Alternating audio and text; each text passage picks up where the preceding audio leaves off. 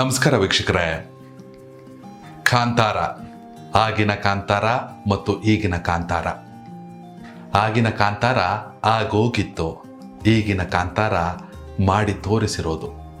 ನಿಜಕ್ಕೂ ದೃಶ್ಯ ವೈಭವ, ದೃಶ್ಯ ವೈಭೋಗ. ಸರಳವಾಗಿ ಚಿತ್ರದ ಜೀವಾಳವನ್ನು ಹೇಳಬೇಕು ಅಂದರೆ ದೈವತ್ವ ಮತ್ತು ರಾಜಪ್ರಭುತ್ವದ ನಡುವಿನ ಯುದ್ಧ, ಆಳ್ವಿಕೆ ಮತ್ತು ಆಚರಣೆ ನಡುವಿನ ಸಂಘರ್ಷ. ಒಂದೊಂದು ಫ್ರೇಮನ್ನು ಕೂಡ ಮುತ್ತನ್ನ ಪೋಣಿಸಿದ ಹಾಗೆ ಪೋಣಿಸಿ ಹಾರವನ್ನು ಮಾಡಿದ್ದಾರೆ ರಿಷಬ್ ಶೆಟ್ಟಿ. ನನಗೆ ಬುದ್ಧಿ ಬಂದಾಗಿನಿಂದ ಫ್ರೇಮ್ ಟು ಫ್ರೇಮ್ ಸಿನಿಮಾ ಅಂತ ನೋಡಿದಾಗ ಇಂತಹ ಒಂದು ದೃಶ್ಯ ವೈಭೋಗವನ್ನು ನಾನಂತೂ ನೋಡಿಲ್ಲ ಯಾವ ವುಡ್ನಲ್ಲೂ. Hollywood, Bollywood, Tollywood, Kollywood, Russian cinema, ಇರಾನಿ ಸಿನಿಮಾ ಅಥವಾ ಇನ್ಯಾವುದೋ ಸಿನಿಮಾ ಗೊತ್ತಿಲ್ಲ, ಇಷ್ಟೊಂದು ಅದ್ಭುತವಾದ DOP ಸೆಟ್ಗಳು ಅಥವಾ ಲೈಟಿಂಗ್ಸು ಅಥವಾ ಲೊಕೇಶನ್ಸು.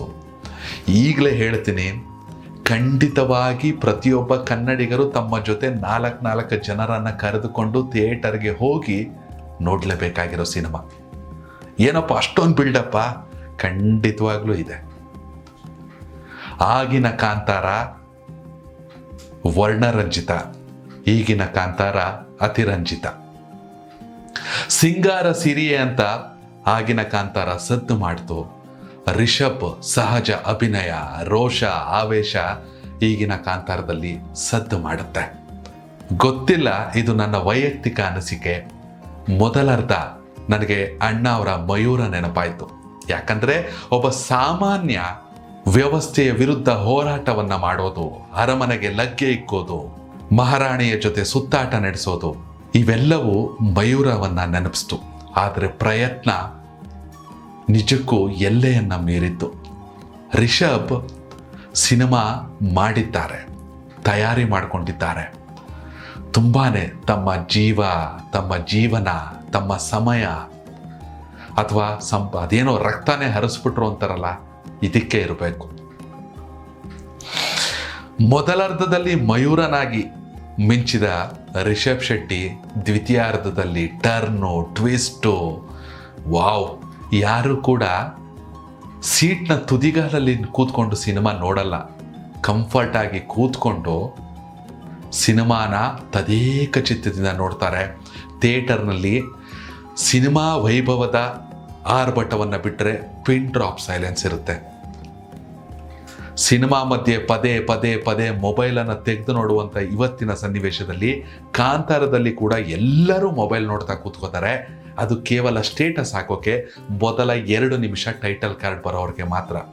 ಆ ನಂತರದಲ್ಲಿ ಮೊಬೈಲನ್ನು ಮರೆತು, ಮೈಯನ್ನು ಮರೆತು, ಗೊತ್ತಿಲ್ಲ, ನಿಮಗೆ ಗೊತ್ತಿಲ್ಲದೆ ಮೊಬೈಲ್ನ ಸೈಲೆಂಟ್ ಮಾಡಿ ಜೇಬಲ್ಲಿ ಇಟ್ಬಿಡ್ತೀರಾ ಅಂತ ಒಂದು ಸಿನಿಮಾ ಇದು. ನವರಾತ್ರಿಯ ಸಂದರ್ಭದಲ್ಲಿ, ವಿಜಯದಶಮಿಯ ಸಂದರ್ಭದಲ್ಲಿ ಅಷ್ಟದುರ್ಗೆ, ನವದುರ್ಗೆಯರನ್ನ ಆರಾಧಿಸ್ತೀವಿ. ಅದೇ ರೀತಿ ನವ ಗುಳಿಗಗಳ ದರ್ಶನವಾಗಿದೆ.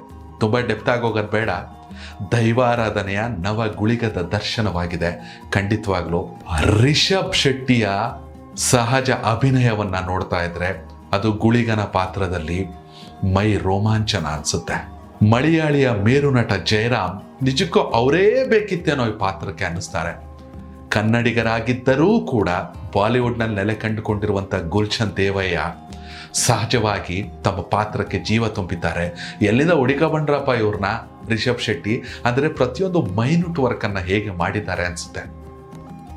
ಕಾಮಿಡಿ ಕಿಲಾಡಿಯ ರಾಕೇಶ್ ಪೂಜಾರಿ ಸಣ್ಣ ಪಾತ್ರ ಅಲ್ಲ ರೀ, ಅದು ರಿಷಬ್ ಶೆಟ್ಟಿಯ ದೊಡ್ಡ ಗುಣ.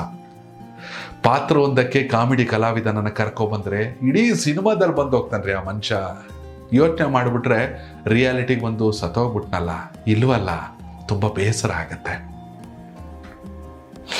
ಉಳಿದಂತೆ ರಿಷಬ್ ಶೆಟ್ಟಿ ಅವರ ತಂಡದ ಸಹಜವಾದ ಶೆಟ್ರು ಗ್ಯಾಂಗ್ ಅಂತಾರೆ. ಪ್ರಕಾಶ್ ತೂಮಿನಾಡು, ಮತ್ತೊಬ್ಬರು, ಮಗದೊಬ್ಬರು, ಪಾಣಾಜೆ ಎಲ್ಲರೂ ಕೂಡ ತಮ್ಮ ಪಾತ್ರಕ್ಕೆ ಜೀವ ತುಂಬಿದ್ದಾರೆ.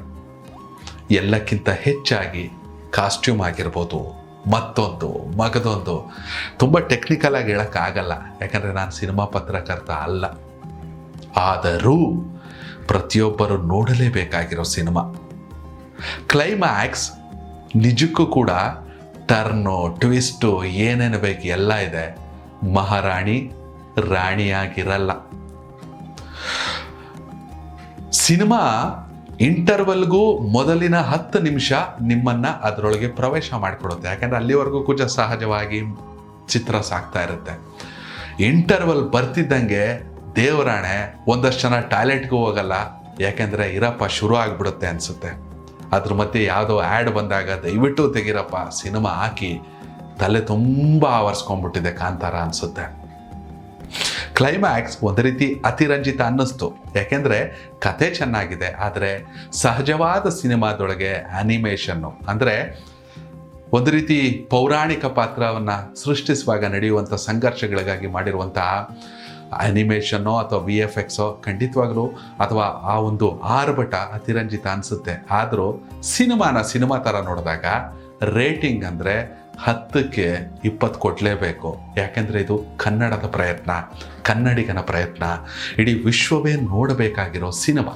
ರುಕ್ಮಿಣಿ ವಸಂತ್ ನನಗೆ ಗೊತ್ತಿರೋ ಮಟ್ಟಕ್ಕೆ, ನಾನು ಚಲನಚಿತ್ರಗಳನ್ನು ನೋಡಿರೋ ಮಟ್ಟಕ್ಕೆ ಇಲ್ಲಿವರೆಗೂ ಕೂಡ ರಾಣಿಯ ಪಾತ್ರನೋ ಅಥವಾ ಮಹಾರಾಣಿಯ ಪಾತ್ರವೋ ಅಥವಾ ಪೌರಾಣಿಕ ಪಾತ್ರದಲ್ಲಿ ಯಾವೆಲ್ಲ ನಟಿಯರು ಅಭಿನಯಿಸಿದ್ದಾರೋ ಅವರೆಲ್ಲರಿಗಿಂತಲೂ ಅತಿ ಹೆಚ್ಚಾಗಿ ರುಕ್ಮಿಣಿ ವಸಂತ್ ಅವರಿಗೆ ಪಾತ್ರ ಒಪ್ಪಿದೆ. ಮಹಾರಾಣಿಯಾಗಿ ಕೊನೆಗೆ ಕ್ಲೈಮ್ಯಾಕ್ಸ್ ನೀವೇ ನೋಡಿ, ಆಕೆಯ ಪಾತ್ರ, ಆಕೆಯ ಪ್ರಯತ್ನ ಎಲ್ಲಕ್ಕೂ ಹ್ಯಾಟ್ಸ್ ಆಫ್ ಹೇಳಲೇಬೇಕು. ಆಕೆ ಹೊರತಾಗಿ ಬೇರೆಯವ್ರನ್ನ ಕಲ್ಪಿಸ್ಕೊಳಕ್ಕೆ ಆಗಲ್ಲ. ಎಸ್ ವೀಕ್ಷಕರೇ, ಇದು ನಾ ಕಂಡಂತಹ ಕಾಂತಾರ.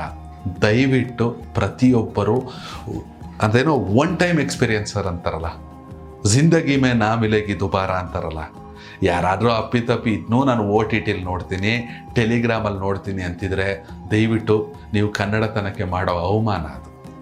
ದಯವಿಟ್ಟು ಥಿಯೇಟರ್ಗೆ ಕುಟುಂಬ ಸಮೇತರಾಗಿ ನೋಡಿ, ನಿಜಕ್ಕೂ ಚೆನ್ನಾಗಿದೆ. ಈಗಾಗಲೇ ರೇಟಿಂಗ್ ಹೇಳಿದೆ 10ಕ್ಕೆ 20. ಸಲಾಂ ಶೆಟ್ರೆ. ಕನೆಕ್ಟ್ ಕರ್ನಾಟಕ, ಇದು ನಿಮ್ಮ ನೆಟ್ವರ್ಕ್.